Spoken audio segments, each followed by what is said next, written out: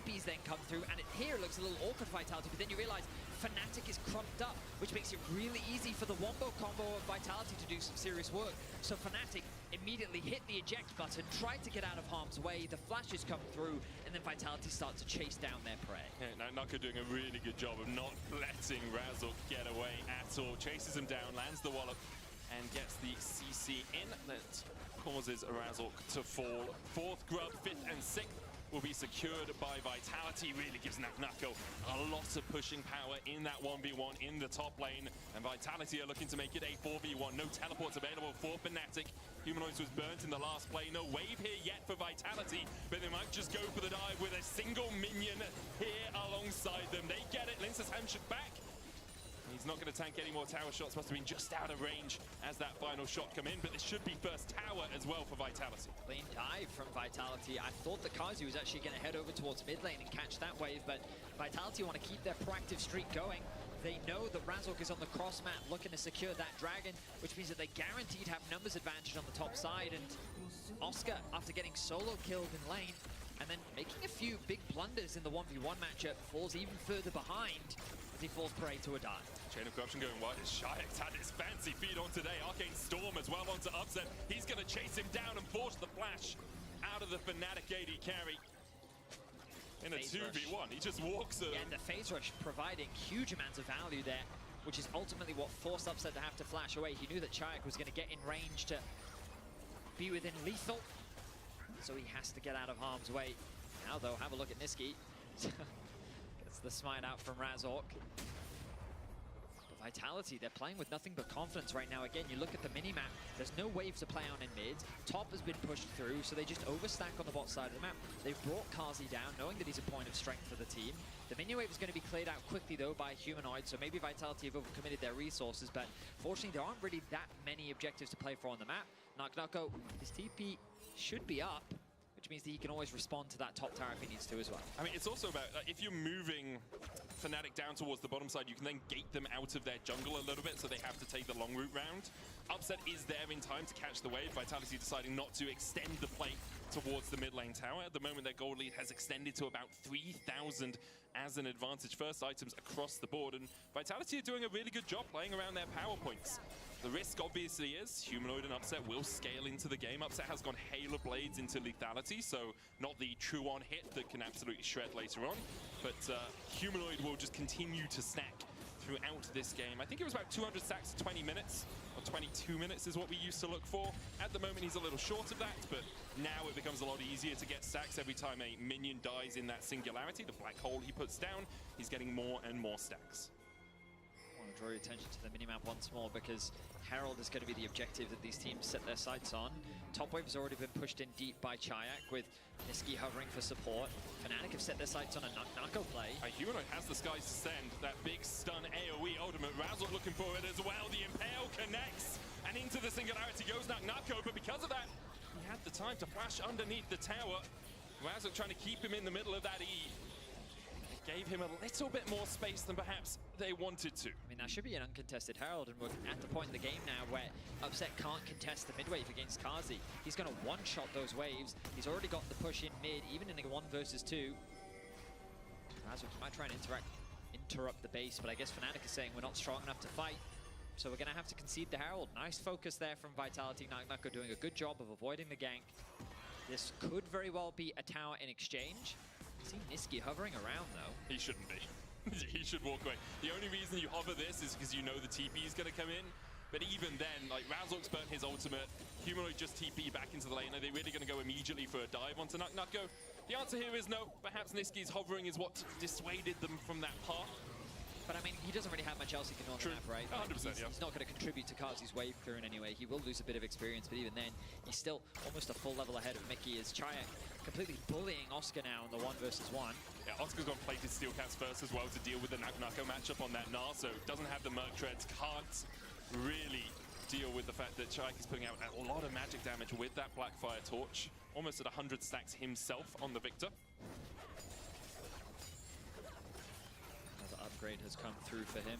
I believe that is his... I don't know why I'm checking, like I can't tell. They're much harder to tell now. He has more stacks, which means that that's a second upgrade. Yes, yeah, he's got a couple. used to be very obvious because the skills would completely change color. Yes. But now they're just all hexy. Hexy-techy. Oh, they're all just you know? hexy. They even changed the names. It's not Chaos Ray anymore, it's Hextech Ray. Pretty sure. Yeah. And the storm is called Arcane Storm. It's be Chaos Storm, yeah. It's no longer chaotic, but perhaps Nisqy being in this position is a little bit chaotic for Vitality. He's gonna pop his ultimate, that Unbreakable Will, and walk his way out. Meanwhile, Nako gets the wall up into the Gnar against the wall. The needleworks from Oscar-Winning did a bit of damage, but there's no tower here to protect him anymore. The second set of needleworks won't be enough. Oscar-Winning knocked into the wall by Nisqy, knocked up by him as well, and then stunned. Linces takes the kill.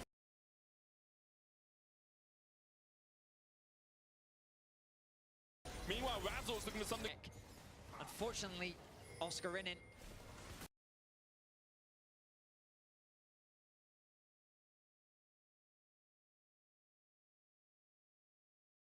wasn't able to survive like Chayak was on the bot side of the map. Another tower is secured, and Vitality should be able to steamroll any fight that they want to force. They were like Fnatic want to play a fight around this Drake. At least don't want to give it to Vitality for free. Nako about half a Mega Gnar bar. Humanoid still holding on to that upgraded ultimate. Very likely for this dragon fight. The Skies Descend does a huge amount of damage, has that knock up in it too, but can be pretty difficult to really use appropriately. The Rift Herald charging in.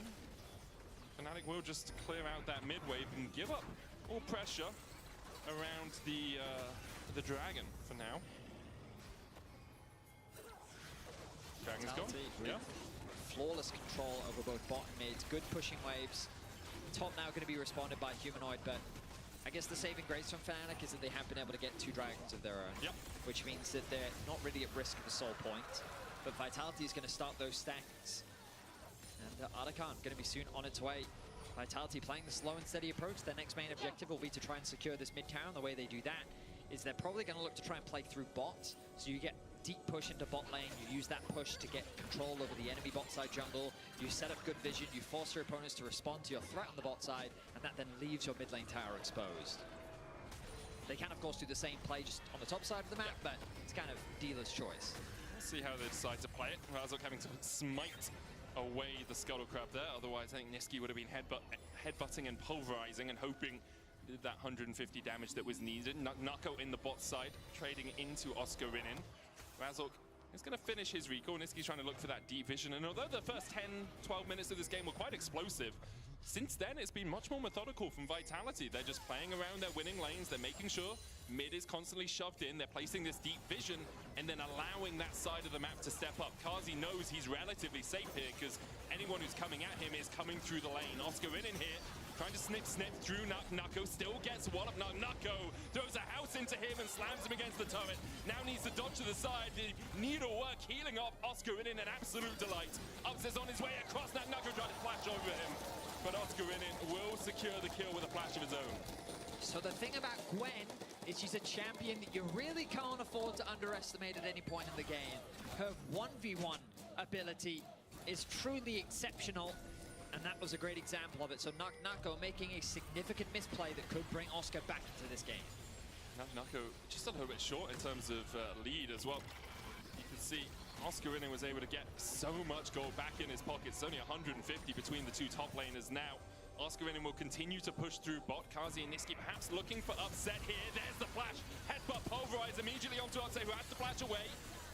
Cleanses out of the CC and the bailout put on him as well. This should be the mid tower to Vitality. Humanoid flew across but wasn't able to defend in time. That would be the turret falling. 3rd of the game for Vitality. Objective secure, but Vitality need to be careful because a team like Fnatic, they will look for these opportunities to punish you when you misplay.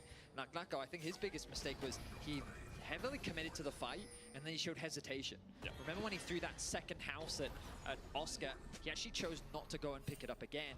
And I think that indecisiveness was what cost him in the Ultimate 1v1. I think he realized in that moment he didn't actually have enough damage to win anymore, so he tried to cut his losses and escape. But at that point, like, it's already too late. And it becomes even harder now to win in that isolated 1v1 unless you have a little bit of poke from range, because Oscar-Winning has the Nash's Tooth and the Riftmaker at his disposal now. Rylai's complete for Humanoid as well. Upset's finished his Mana Mune, stacking that up to the Mirror Mana. On the other side, Kazi is on his way to His third item has the Yuntal and the Navori Flicker Blades, sorry. Remembering the name change from whenever it was. I remember when it was the 3 arrow or the 3 blades on the purple background as opposed to the spinning disc thing that we have now. Honestly, 80 carry itemization is my weakest front because I think that they all basically build the same thing every game anyway. Yeah, they do. 80 carries. And then Something, they complain. Ooh, Linsus looking for Oscar Winnin, trying to make this a 2v1. It will be for the moment. Nature's Grass coming out as well as Razork has the flank and the TP's coming out from Human. A counter TP invested by Shayak. Vitality beginning to collapse. Niski's going all the way around here. Linsus flashing forward for Razork. They'll gnaw him into the wall and he's locked up, stunned up and taken out. Niski gets the knock up onto Oscar Winnin. Looking for that pulverize as well into the trample for the CC follow-up. Shayak coming across to try and get the damage down onto Oscar, who drew the hallowed missed. Can't send a prayer up to survive. Nuko gets the kill, 2-0 for Vitality. A fantastic collapse comes through from Vitality as what seems to be a proactive play initially to try and find a pick onto Oscar, bringing Linsus into the play to create numbers advantage. Fnatic was actually able to respond. The problem is Vitality then brought even more members. So here we see the play start. The TP comes through from Fnatic and they're saying, hey, we can turn this play in our favor. You look at the minimap though, and the collapse is coming through first from Vitality. The severe wave clear proving extremely valuable when it comes to these rotations. Means that the flash commitment comes through from Linsus. He locks down Razork, and then the chase comes through onto Oscar as well. Also the movement speed coming out of the On the Hunt from Sivir. As soon as Kazi and Niski went out of vision in mid lane, they popped that ultimate. They're like, we are going bot, we are sprinting. You get 25% bonus movement speed, I want to say, at level 2. So they could just run down there as quickly as possible. And although Vitality did get 2 kills and they burnt Humanoid's TP, Chai burnt his as well, there was no real objective to play for other than those kills, so they do just continue to push in these waves. Still about a 3,500 gold lead for them. Next objective is that Cloud Drake. Would be sole point for Fnatic if they can somehow sneak it away. But Vitality trying to gain control of the river right now. Oscar Winnin going to get chased out by Nuko. Linsa starting up the Drake. Razork on that front line. Astral Flight in by Humanoid. Here it comes. The skies descend.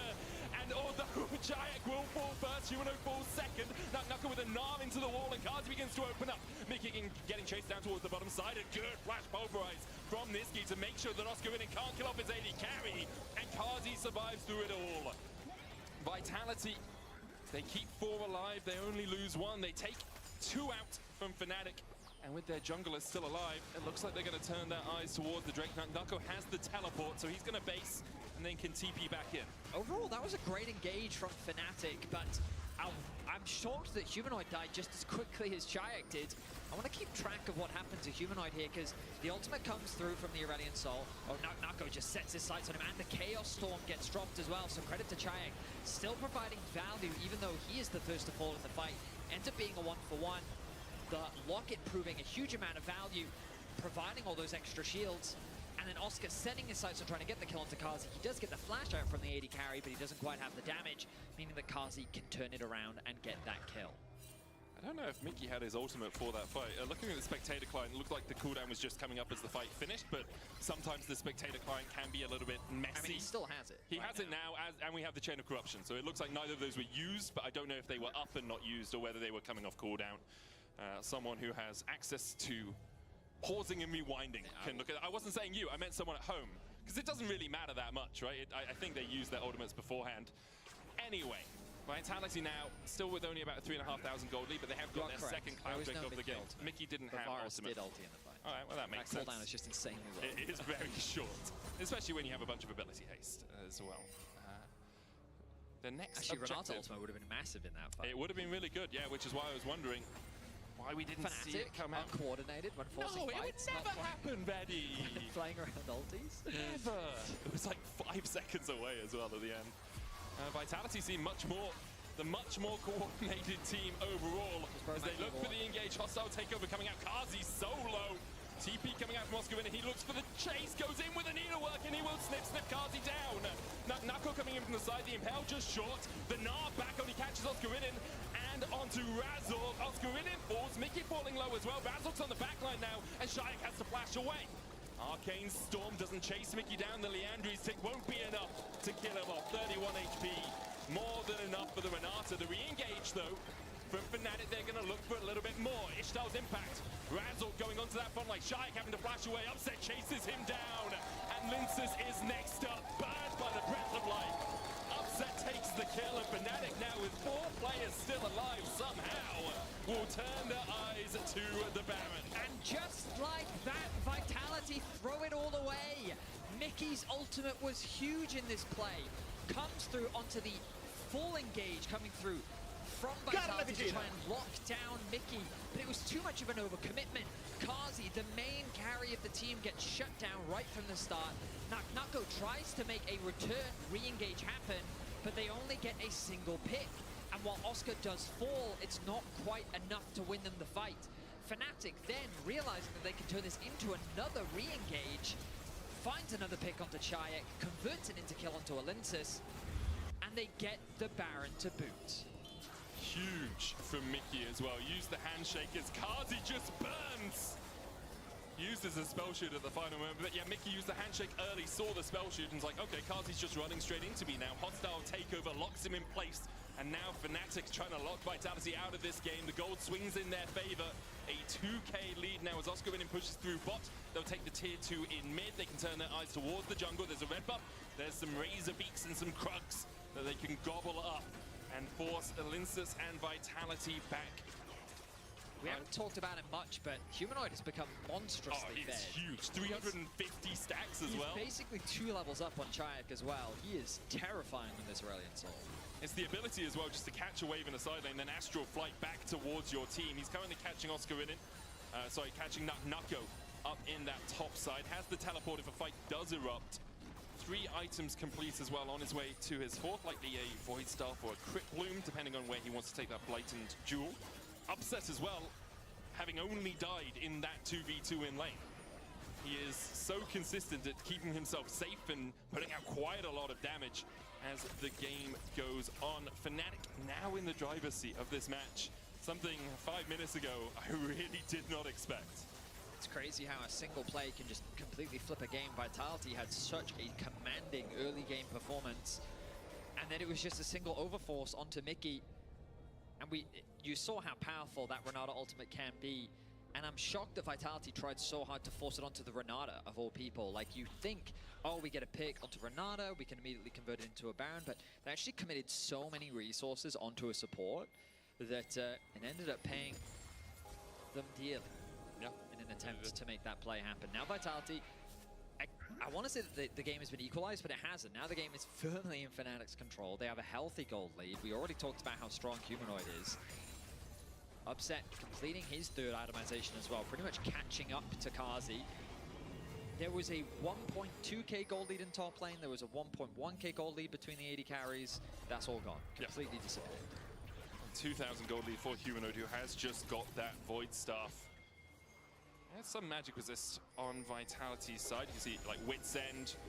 You've got the Kanik Rukun as well for Linsus. Dragon begun by Oscar Winning, but he can solo that. So Vitality were thinking, well, if Fnatic overinvest, put a few more players down towards bottom to get that Dragon, we can just take away the Artican, but that is not an option for them right now. Fnatic are checking the boxes, making sure nothing can be done underneath their noses.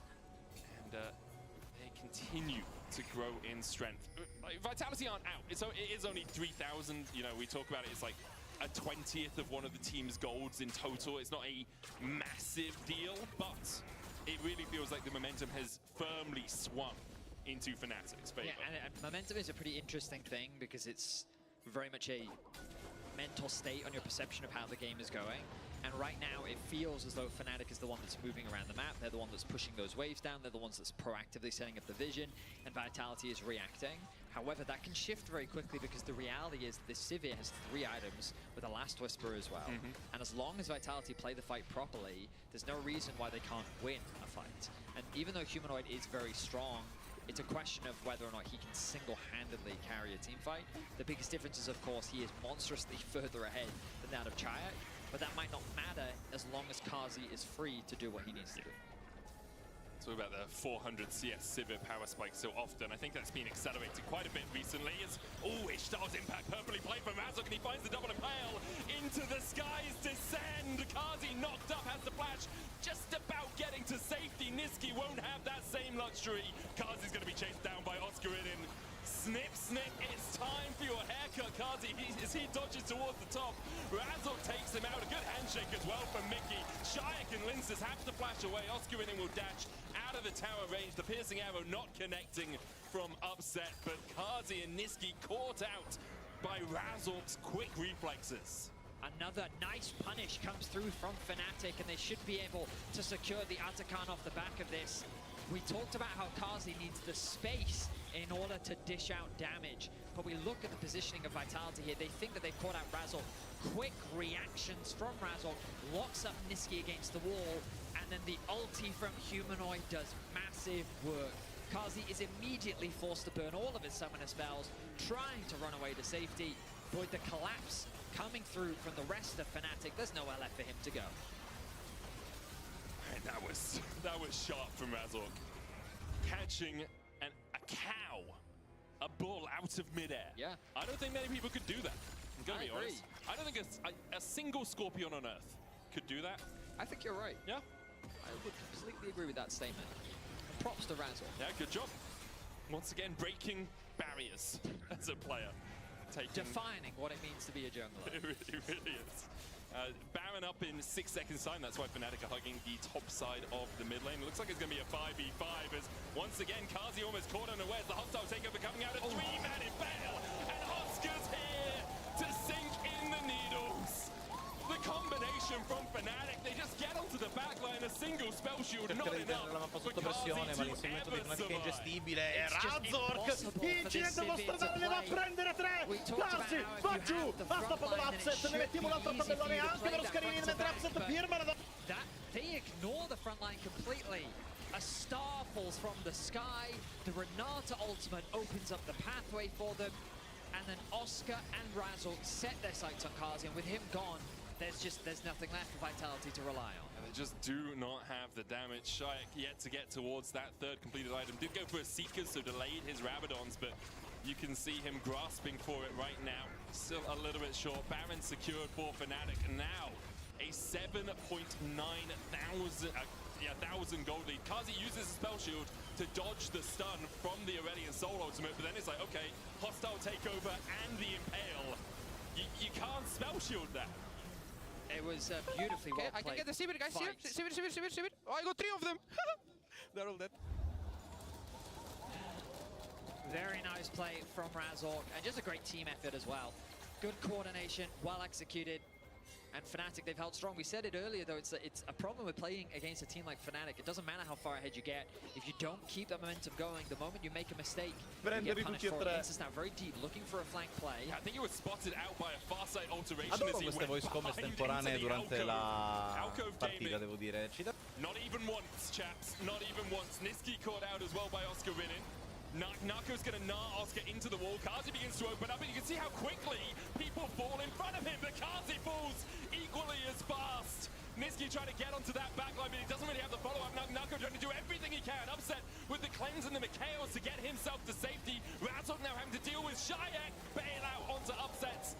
Enough to bring him back to life. Shayak running for the hills. Tries to kill off Mickey, or tries to do a little bit of damage at least. Gravity Well going down the tower, following it. Good damage with the Hextech raise, but Upset finds his mark. William Tell in the flesh, it seems, is Upset 9-1 and 7 now on this Varus. A chaotic fight that still goes the way of Fnatic. Oscar dropping immediately, but remember that only turns it into a 4 versus 4. The bailout proving so valuable as well on the back end of that fight to help keep Upset alive. And Mickey, even though he fell short in the laning phase, he has proved instrumental in these team fights. 1, 2, and 17, involved in 18 of the team's 19 kills. Linces, this is where he tried to make the deep flank happen. He was trying to make some sneaky out. Oh dear. Yeah. Oh no, you hate to see it. He thinks he's setting up a trap, but it is he who has walked into a trap of his own. We begin the fight, and Oscar feeling very confident with the support of his team, but he still gets melted by Kazi. He's able to do a lot of damage though. But the Varus Q finding the pick on the Kazi on the back end. And again, keep your eye on Mickey here. His handshakes, the ultis, used at crucial times to help protect his team. The bailout going to come through right here to help keep Upset alive. And it converts into a one-team fight. An ace even. It really is. Just impressive stuff from Mickey, impressive stuff from Fnatic to bounce back in this game. Vitality definitely in the driver's seat for the first while. Now 40 minutes in. Fnatic are the ones knocking on these inhibitors. They'll take the top one. Inhibitor tower at least. 10,000 gold the lead for them as the Nature's Cast comes out and Razzle should be able to tank this. Misses the Impale though. Knuckle there with a wall of follow-up. Razzle flashes away. Hostile takeover invested. So Fnatic have to use those ultimates to get away, including Razzle's flash and his Impale. They'll still take the inhibitor. Vitality invested on the hunt. The Nature's Grasp and that Gnar. Didn't burn those summoners to get in. They're still strong enough though with the Maokai ultimate gone. I don't think Fnatic really have a lot they need to be scared of. They're gonna set their sights on the next inhibitor. Oscar still with the ulti and flash available. Niski trying to burn stuff here. Linces is going to look for the flash. Niski's going to get slammed into that wall with the Ishtal's impact. Flash with the advance onto Humanoid, but again the Mikhails from Mickey just in time. Niski surviving. Kazi's going to pick up Oscar in, and this is getting chased down by this Aurelian Soul. Mickey falling low though as Linces is eventually felled. He goes Timber. Razzle in again. The skies descend and the shockwave rings through Vitality. Nuko tried to kill off Humanoid, but he could not get close enough. Penta denied as Upset secures that kill. Kazi, the last man standing. Does he have the wave clear? I think the answer's going to be possibly. He finds 3! Humanoid almost dies to the tower. How long on the rest of Vitality? Well, Kazi did everything he could, but 3 is La not partita enough. non è affatto salva. I Fnatic contro solo Karzi che cerca di pulire le ondate. Avanzano il fuciliere, non connette. Karzi 1, Karzi 2, Karzi 3. Ma alla fine Humanoid è rimasto da solo contro le torri del Nexus avversarie. Pochi HP rimangono, ma saranno sufficienti per andare a firmare la vittoria. 18 secondi a Niski, non c'è assolutamente nessun pericolo per Humanoid. Nell'1 contro 0 chiuderà questa partita. Che definire da Fnatic è tutto ciò che merita di essere definita sta partita. Non perdere lane con questa scaling comp così pesantemente e poi ribaltarla, a meno che teletrasporto, uscire via. Niski arrivano i controlli e niente, Oscar che la firma. Humanoid e Upset quando in difficoltà su scaling comp, tutti zitti e guardate il ritmo di farm di quei due per capire se è veramente persa. Finché hanno il ritmo di farm loro, difficilissimo portargli via la mappa. Però dire, a un certo punto che cosa succede per perdere quel vantaggio? Come esci mentalmente da un early game di quel genere e poi non riesci più a premere? Farm o non farm? Allora, non ci stiamo dimenticando che la parte blu del Rift era comandata da Vitality, giusto? Ci stiamo ricordando che sono una squadra con rookies, con un giocatore fresco di roll swap, con anche un po' la nomea di essere inconcludente come team, di avere un ottimo carry in Nako, ma poco altro per il momento. Vorrei avere una disamina di quello che è stato fatto in corsia inferiore. Renata contro Alistar. Cosa è successo in laning phase? Dovevo ancora svegliarmi probabilmente. Non sapevo cosa. Non so davvero cosa stessimo facendo in early game. Eravamo un po' addormentati. Classico per i Fnatic, no? Sivir aveva tempo letale, è arrivato il flash di Niski ed è iniziata molto male la fase di corsia. Ovviamente sono molto forti perché vogliono andare all-in, non vogliono giocare a lunga gittata perché hanno poco range loro. Sapevo che comunque andando avanti questo li avrebbe portati a morire contro la ulti di Renata, quindi sapevo comunque di star pilotando bene il campione. Avevo degli ottimi target e sapevo di poterla giocare bene. Quindi come ti sveglierai per la prossima partita? È stato un ottimo finale, mi ha svegliato quello, è bastato quello, non vi preoccupate, sono completamente sveglio. Beh, grazie mille a questo punto e, come detto prima, appunto, Michele si concede qualche parola confermando che semplicemente per i Fnatic ogni tanto ci vuole un po' a svegliarsi. Tutto qui. Basta riconoscerlo, l'avvio di corsia è stato veramente drammatico, devo per ora, paradossalmente, nella mia terna di MVP mentali ci sono i tre che hanno sofferto di più e che si sono tirati più fuori dai guai da soli, cioè appunto Oscar e i due bot laner. Humanoid è rimasto costante, così come anche Razork dalla giungla, ha trovato degli ottimi ingaggi. Stiamo un po' dando per scontato anche Razork, però appunto in una partita come questa, con un initiation non semplice, che dipendeva tantissimo dallo scanner, Razork ce l'ha messi e come gli ingaggi. Razork è stato un gran finalizzatore di quelle ulti, di quegli ingaggi attraverso i muri che spesso coglievano i vitality impreparati. Era il primo punto d'appoggio per la ulti di Humanoid, visto che non c'era un playmaking support, c'era al massimo un contro-engager in Renata, e visto che Gwen non è di certo un engager, visto che Humanoid, se fa partire la sua ulti senza setup, rischia solo di far generare un fuggi-fuggi generale senza che poi ci siano dei reali avversari da poter agganciare, da poter abbattere. Razork si becca un gran bel voto in pagella per questo game, e dopo la bacchettata sulle nocche Miki è libero di andare a game 2, anche libero dal ricordo Quindi, di quella terribile laning phase. Quindi adesso Razork può giocare Zed? È la domanda. Guarda, dipende più dalla sua botlane, perché se non gioca con Prio, se decidono, se Oscar è weak sidato di natura, perché lo sappiamo, è weak sidato spesso e volentieri, mid deve giocare d'accumulo e bot intano la laning phase, lo Zed rischia di trovare poca giustificazione. Deve parlarne con Miki e Upset. Ok, deve chiedere permesso alla botlane per poter... Chiede permesso. Non lo so, Chiede tirare fuori una Ezreal Karma per mantenere Prio costante e magari cercare di giocare di conseguenza il suo campione. Vedremo se sarà il caso. Toto danni, secondo te chi è top damage in questa partita? Chi è top damage? Beh, Oscar comunque ha scambiato molti danni, ha fatto anche molte fasi di respawn. Certo, il campione che però appone più facilmente danno è quell'Aurelion Sol. Preme una ulti ed è un po' come una ulti di Karthus, dove colpisce, applica bruciature.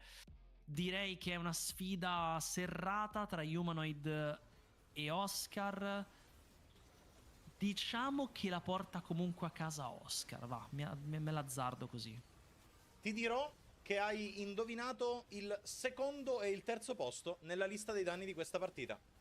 Mi è arrivata adesso la grafica dagli uffici di Berlino e non vedo l'ora di mostrarla al nostro pubblico alla fine di questi replay, perché racconta una storia molto particolare di come è effettivamente andato questo game. Comunque, guardando i replay, Fnatic hanno giocato molto bene compatti. La differenza principale che sto notando in ogni singola azione è che da un lato avevamo dei Vitality dispersi, dall'altra parte avevamo i Fnatic a pugno unito. Gran gioco di squadra. No. C'è stato un bel quarto d'ora, un bel 20 minuti da parte di Naknako, quindi potrebbe essere anche lui annoverato là in cima. Sivir non mi pare aver messo giù un gran danno. Il Toto danni non è facilissimo questo game, nemmeno Upset è da sottovalutare. Karzi soprattutto a un certo punto della partita non ha potuto più giocare con la gittata di Aurelion Sol a impedirgli di esistere. Karzi, lo stiamo vedendo in questi fight, non c'era davvero nessun modo di contribuire. Perché per quanto i Vitality avessero frontline e controlli forti, non si riusciva a creare abbastanza spazio. E poi questa ulti, questa combo di ulti, perché poi che cos'è che ha abilitato questo bellissimo pungiglione? L'acquisizione forzata di Renata Glask. Qui ci ha messo lo zampino, Miki. Nel corridoio per giunta, sì, assolutamente. Qui anche l'istinto, vanno a pescare gli Instas, vanno a trovare il man advantage, tolgono uno dei initiator primari della comp. E anche se poi va giù, Oscar abilita questo pesantissimo ingaggio. Qui un po' le chiappette strette le abbiamo tenute tutte, ma come dicevo Upset fa valere anche i click a terra del suo Aros da letalità, mettendo giù un gran DPS, scambiando con Naknako, salvataggio in extremis, saranno 3 contro 1.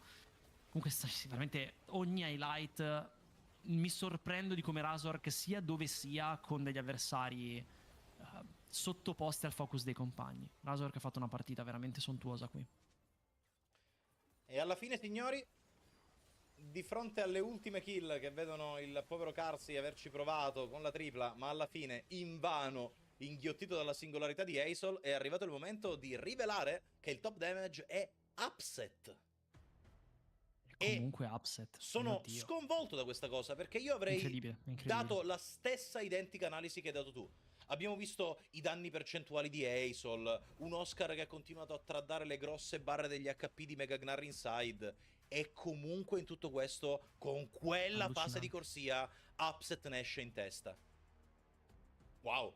Sorpreso anche del danno buttato fuori dai carry dei Vitality, devo ammettere. Non avevo... Non immaginavo mai il Victor e la Sivir ad aver messo più danno di Gwen ed Asol a Varus nelle mani ripeto, se c'è un giocatore che ha il patentino per il Varus B1 è proprio Upset. Non c'è partita in cui non lo faccia pesare tantissimo. E tra l'altro la cosa che mi sorprende, di solito anche un Varus legittimato a piccarlo spesso e volentieri è un Varus che usa bene la parte utility del suo kit, quindi la ulti. Sì. Non è un merito particolare di questa partita di Upset. Il merito particolare è mettere i click a terra anche con il Varus da letalità, essere incisivo laddove un giocatore di Varus tradizionale si sarebbe arroccato sulla backline mettendo qualche timida freccia penetrante di tanto in tanto. Lui invece mette, probabilmente un'altra statistica che qui vedremo molto alta per Varus è quella del danno subito. Non è morto tanto, ma è stato comunque in posizione da fare i click e quindi anche di prendere del focus su di sé. Upset continua ad essere uno dei miei giocatori preferiti di questa ADC. Vedremo come andrà, signori. Dopo la partita veramente sfiancante per tutte e due le squadre, i Fnatic adesso conducono le danze. Noi, come sempre, ci prendiamo qualche minuto di pausa e vedremo se la serie continuerà, se diventerà una serie o se si chiuderà con la prossima partita. A tra pochissimo. A tra poco.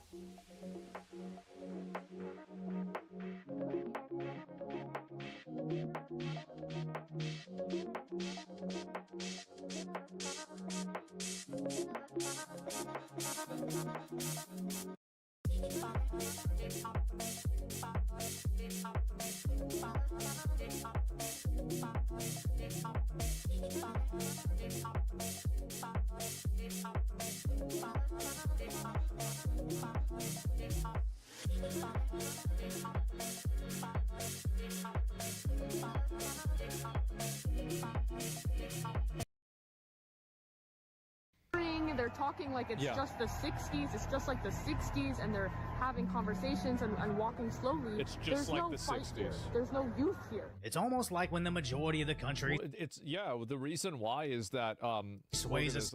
the reason why that there's no young people and there are less young people in these protests is because young people have more important things to do, number one, and number two, that a lot of young people I think support this.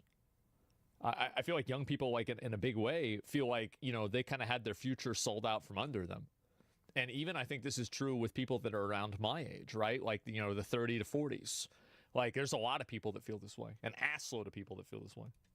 Certain way, you won't find too many people willing to show their face to stand against the administration that's actually following through on what they voted for. I wonder so why. minus the insane people that spent their time crafting an outfit decked out in Nazi symbols that they themselves volunteered to wear in public, I believe the majority of these attendees were actually bussed in, and not just the protest in DC, but apparently Texas too, where the Democrats posted on Twitter about their hands-off protest. The power, what is this here? Let me read it here.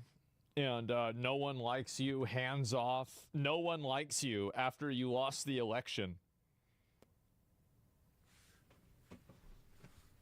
Scrubbing historical references from website is no different than burning books.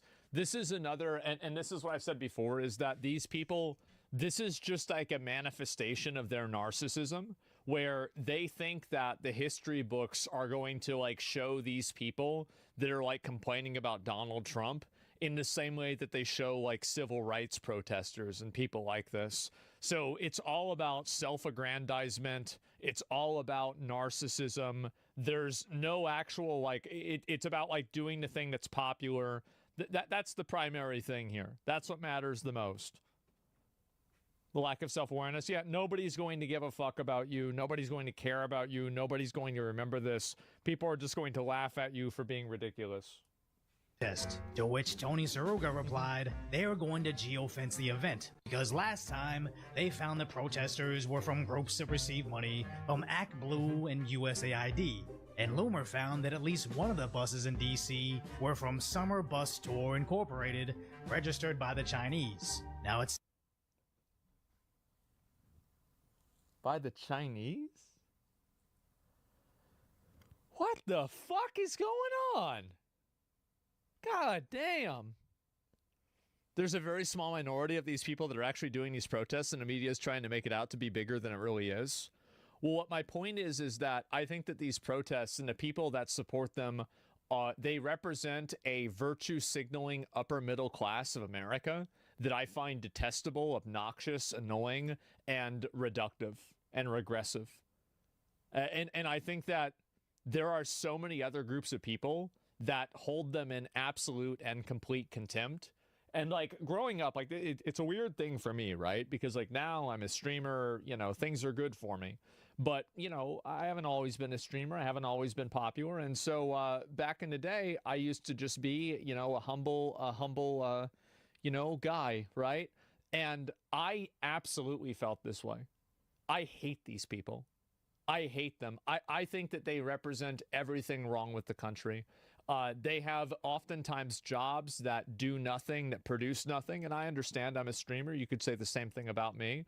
But I don't have any virtue to it. I don't think that I'm special for what I'm doing. I'm just trying to get money however I can, and that's it. These people constantly need moral and emotional validation for everything. They're constantly trying to judge consensus and follow along with it to make sure that they're not, you know, being unpopular. They're not having the wrong opinion. These are the types of people that care about having certain types of name brands and being seen a certain way. These are the people that make vapid, you know, just completely empty social promises and social statements in order to fit in. They're people that are overconsumption is their personality. They derive their personality also from their enjoyment of consumerism. I don't like anything about them. I just completely hate them. I hate everything about them. Yeah, they don't tip either. Yes, well, they do tip, and then they look down on working class people for not tipping. It's all about the agenda. Yes, I hate them. And so every time that I can find a way to deliver them an L, I can. I can and I will. They're lost? Yes. They collect Funko Pops? Yes.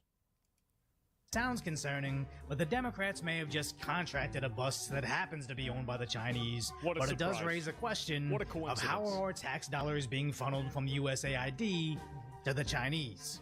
But more importantly, Tony found that what they claimed was 30,000 was just over 7,000 mobile devices, with 92% of them having attended 5 or more Kamala Harris rallies or liberal protests. And This is what I've said before, bro. Like, this is not organic with a lot of these people. Like, I mean, some of them it is. I mean, you're talking about averages, right? But, like, with a lot of these people, it's not organic. What they're doing is they do this as a form of socialization and as a form of fitting in with, like, the group. That's what they do.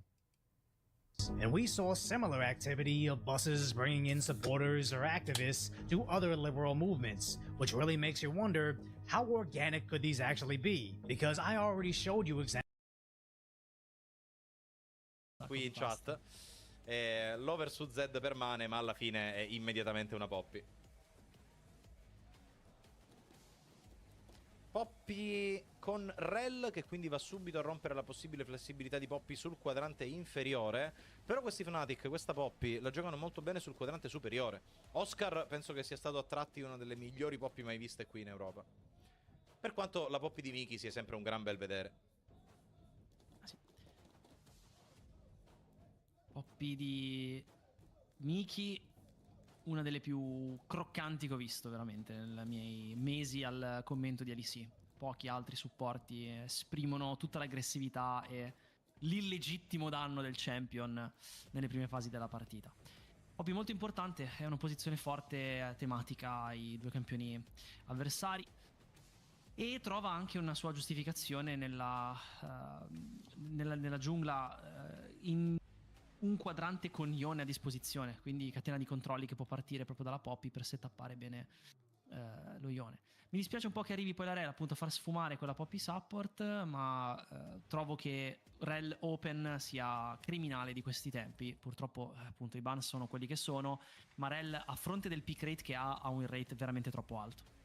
Siamo ai numeri di Xante. I numeri che ci facevano rivoltare le budella di Xante li sta portando in realtà Rel adesso. Sai che oggi ho visto in questo momento qual è il campione con la più alta draft prio to win rate in competitivo? E sono rimasto molto sorpreso, sono rimasto. Draft prio to win rate? E vai? No way. In tutte le major di tutto il mondo? Ebbene sì. Eppure in Occidente fa cacare il champion. Lo stiamo maltrattando tantissimo col win rate. Altrove lo sanno giocare. Evidentemente in Asia e in LTA lo sanno giocare. Sì, in Europa purtroppo sta avendo un periodaccio, vai. È completamente uscita dalle priorità, infatti, se ci fate caso. Già. Mi ha veramente sorpreso.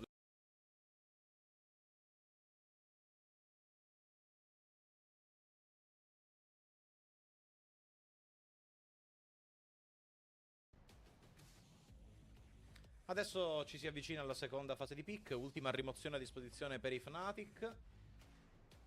Ne approfitto anche per i nostri ludopatici preferiti. Certo. Falli bettasti, ragazzi.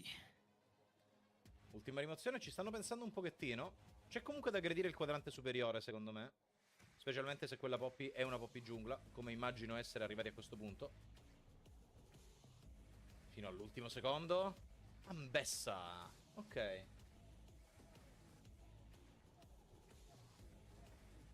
Ambessa con una possibilità di aprire il quadrante iperaggressivo topside, devo dire, sì, è un ban che rispetto, ed è un ban che fa anche un po' l'eco allo stesso ban di Aatrox, quindi quella è l'identità che non vogliono assolutamente avere contro.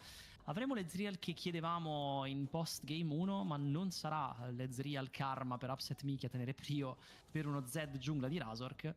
Al contrario, dall'altro lato arriva per Karzi, una duo dall'ottima kill pressure, ottimo roaming potential per Leona, che lascerebbe quindi il suo carry da solo. Mi piace anche la risposta, non necessariamente di un carry che è succube di quell'1v1 contro Ezreal, ma qualche spesso lo può girare Gragas, e quindi Gragas top, immagino a questo punto. Gragas top. Beh, oddio, è double sì. flex. Puoi decidere, se i Vitality vanno a prendere qualcosa che richiede il flex, anche di flexare all'ultimo momento. Vero. Quindi buona draft.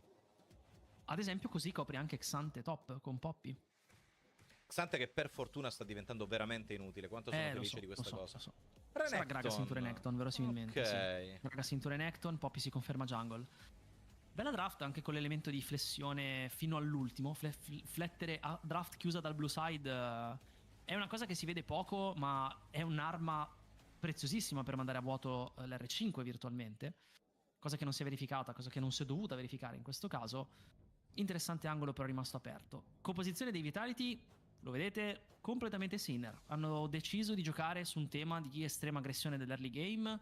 Consci che i Fnatic sanno chiudersi a riccio e scalare meglio di loro, tirano fuori l'artiglieria pesante per i primi 20 minuti di partita. Se non escono bene dall'early, probabilmente non usciranno bene dalla serie e perderanno 0-2.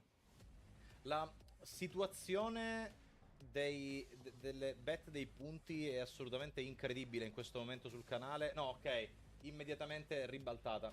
Perché fino agli ultimi secondi di bet c'era una sola persona che aveva scommesso un punto canale sui Vitality. Qualora i Vitality avessero vinto, quella persona da un punto canale ne avrebbe guadagnati 43.500. Una delle bet più incredibili della storia. E invece no, alla fine si sono ribilanciate immediatamente. No need, there's no need to... Tu? Devo dire, gran regia che parte da destra verso sinistra e poi quando la frase finalmente si completa. Che cattiveria. Che crudeltà. Vado via. Landa, fate quello che volete. Tipo c'è una partita forse. Vado via, ciao. Ma che ma da destra there's no need to be upset. Upset. Grazie chat. Ok. Se no mi trovo a castare da solo. Ce l'abbiamo. L'iniziazione avanti, abbiamo anche lui che inizia ad accoltellare la povera Poppy. Devo dire, secondo me questo è il problema, che in Europa... Comprensibile reazione alla presenza di Poppy nel Rift. Coltellarla, in generale. Stavo dicendo... secondo me uno dei grandi problemi che abbiamo in Europa è che non giochiamo Nafiri o Dog. continuo a pensare che sia una delle principali ragioni per le quali non siamo una regione in grado di contendere per il mondiale al È una momento. regione rispettabile.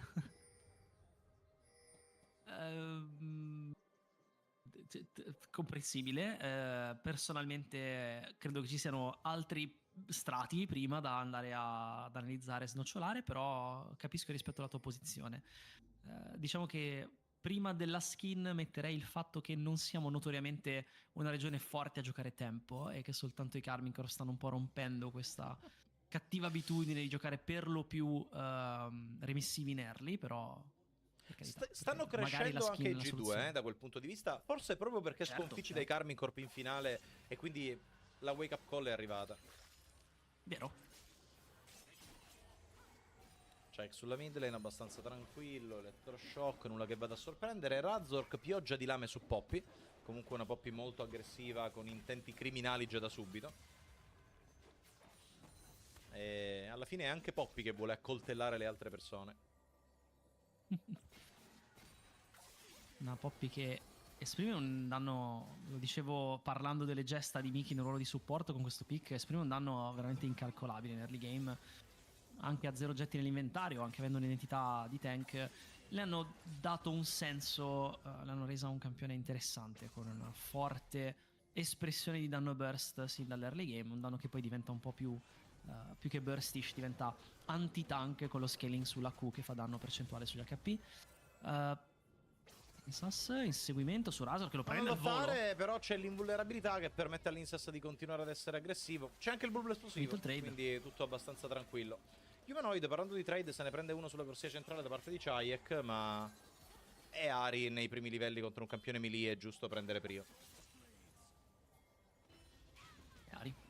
E con questo tipo di matchup ranged into melee, Electrocute contro Fleet, è chiaro che sia Chayek a mettere sotto pressione Humanoid, il quale deve stare remissivo sotto torre, accettare di proccare i suoi fleet per sustain, appoggiarsi molto sulla passiva del Doran Shield e aspettare che questa tempesta di laning phase passi e il cielo si rassereni e diventi poi una bella giornata in cui tirare Rashomon sugli avversari.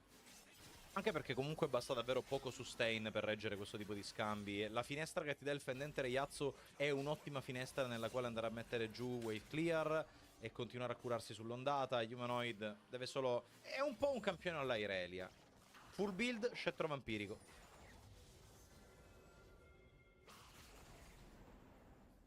Un po' come Ione full build con i Berserker Greaves.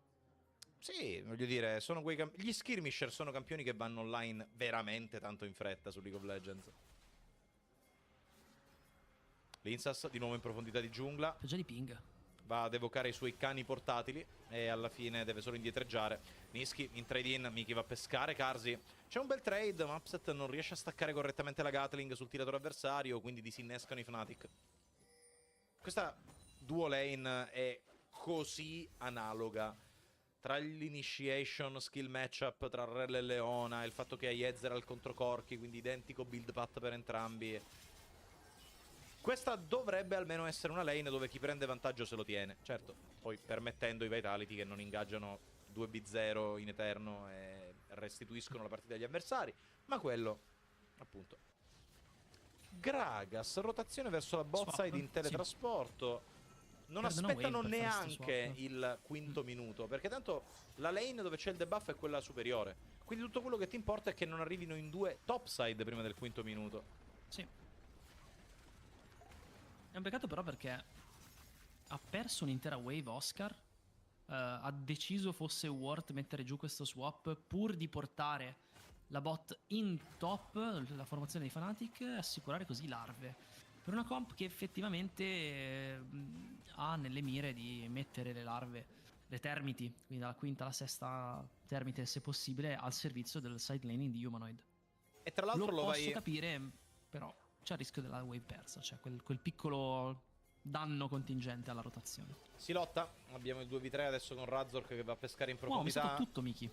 Comunque decidono di girarsi i Vitality e di fare voce grossa dalla trifronda a favore di Ombre, dalla loro. Ma chiudo un attimo il discorso di prima aggiungendo che secondo me c'è anche la funzione duplice di negare le larve al team che gioca Sinner. Perché è vero che delle larve tu te ne fai tanto man mano che si va in là con la partita e Ione vuole sbloccare la sua forma da side laning, ma non vuoi che il team dei Vitality vada a snowballare, perché sai che se non certo. snowballa perde. Rashomon in, eccolo Humanoid. Chayek tra l'altro ha vuoto la malia, deve indietreggiare con l'assalto spirituale. Dici assolutamente il vero, è una prerogativa delle Sinner Comp andare a giocare 6 larve a 0 al posto dei draghi. E Miki che si tuffa, vuole andare a pescarli, ustione sulla testa. La prima larva è stata già conquistata dai Fnatic. Chayek cerca il panino ma non ha l'assalto spirituale. Decidono comunque di andare a cedere un po' di terreno. Linsas, Smite, raccoglie una larva per sé. Ormai le prove di forza per questo campo sono andate. Ma Razork si tuffa e li va a pescare tutti. Ci prova a non andare in avanti, ma Niski si schianta contro la presenza ferrea. Sarà lui il primo a cadere. Primo sangue per Ione. E riesce a trovare anche la tempesta oscura. Upset continua a inseguire Chayek. Karzi è rimasto da solo. Un'altra per la midlane dei Fnatic. Non ha il flash Upset che è soltanto al 4. Però... Oh. Ma che ha fatto? What? Ma tra l'altro l'aveva chiusa la kill se continuava solo a cliccare su Chayek. Ha mollato la kill quando aveva ormai committato al morire da torre. Non lo penso solo io, chat, giusto? Cioè, no, ormai aveva committato sotto torre. Stava già morendo dalla torre, presa quella decisione. E probabilmente aveva anche lo spazio per mettere giù un ultimo click, visto che Chayek si è fermato a tirargli l'orb. Ok. È andata come è andata. Un momento di tilt sulla mid lane. Però comunque i Fnatic ne escono in testa da questo scambio. L'ingaggio di Razork, alza la presenza ferra con un ottimo timing subito dopo la E. Bel kiting del Razork che porta Chayek a flasharlo per lastitare. Non è il flash. Va sotto, click e fa st'altro click. Upset. Mannaggia, niente. I'm so boosted. Holy shies dall'altra parte direttamente. Penso che avesse cercato la fade away kill con la bomba al fosforo, molto semplicemente. Cioè penso che non fosse stato più tanto la confusione. Ma ha missato la bomba prima di mettere il click che ha settapato la kill, non lo so. Beh, almeno autocritico nell'esecuzione.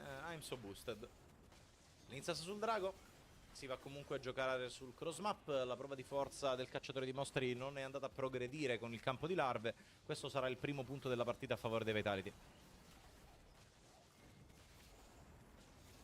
Prove di forza piuttosto importanti si giochi appunto Sinner Comp. Aver perso il campo di larve è già molto polarizzante qui. Non è una partita ancora piegata visibilmente a favore dell'una o dell'altra squadra, ma per identità delle comp che i Vitality non siano molto sopra è già di per sé grave. Sono sotto di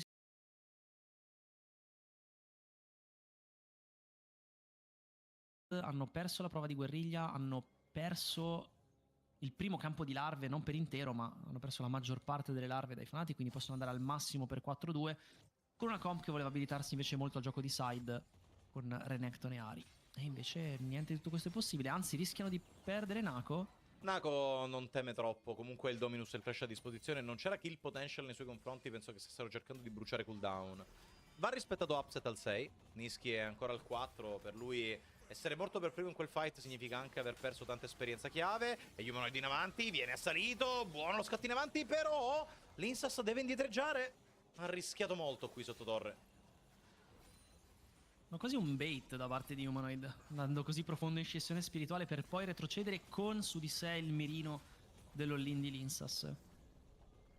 Nako comunque Dominus poppato, alla fine hanno cercato zona dive, viene scongiurata. Non è stato investito molto dai Fnatic, mentre in tutto questo Razork si permette profondità di giungla e approfitta della priorità della duo lane per prendere e strozzare qualche buff. Tutto molto tranquillo per l'early game dei Fnatic. Lo vediamo da quelle 1100 gold di vantaggio con una singola kill di vantaggio. Il macro e il passivo sono dalla loro. Lama dello Zenith. Bravo Niski con la parata. Anzi, Miki comunque riesce a mettere giù. Ok. La Zork dal fianco. La placcatura è caduta. Vorrebbero divare. Per i Vitality non c'è neanche la suprema di Ezreal per cercare di ammorbidire l'ondata. Comunque c'è visione su Razork e adesso c'è anche Linsas. Difficile che ci sia un dive. Flare.